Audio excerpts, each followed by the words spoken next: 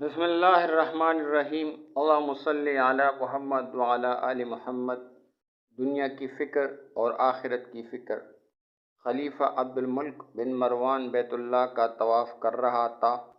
اس کی نظر ایک نوجوان پر پڑی جس کا چہرہ بہت پر وقار تھا، مگر وہ لباس سے مسکین لگ رہا تھا۔ خلیفہ عبد الملک نے پوچھا، یہ نوجوان کون ہے؟ تو اسے بتایا گیا کہ اس نوجوان کا نام سالم ہے اور یہ سیدنا عبداللہ بن عمر رضی اللہ عنہ کا بیٹا اور سیدنا عمر بن خطاب رضی اللہ تعالی عنہ کا پوتا ہے۔ خلیفہ عبد الملک کو دھچکا لگا اور اس نے اس نوجوان کو بلا بھیجا۔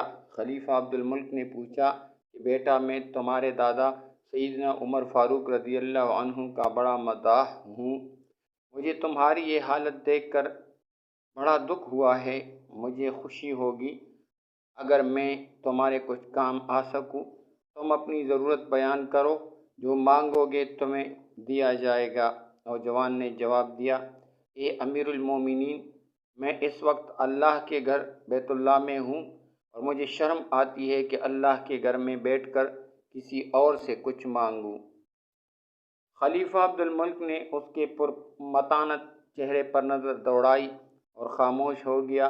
خلیفہ نے اپنے غلام سے کہا، یہ نوجوان جیسے ہی عبادت سے فارغ ہو کر بیت اللہ سے باہر آئے، اسے میرے پاس لے کر آنا۔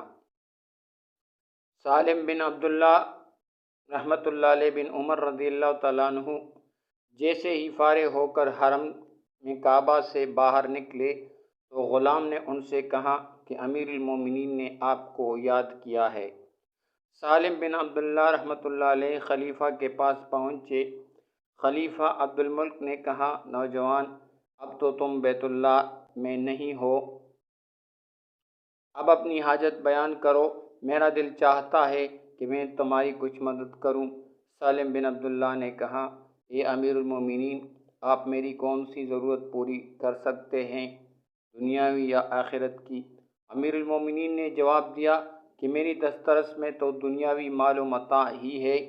سالم بن عبداللہ رحمۃ اللہ علیہ نے جواب دیا، امیر المومنین، دنیا تو میں نے کبھی اللہ سے بھی نہیں مانگی، جو اس دنیا کا مالک کل ہے۔ آپ سے کیا مانگوں گا؟ میری ضرورت اور بچت کے حوالے سے ہے۔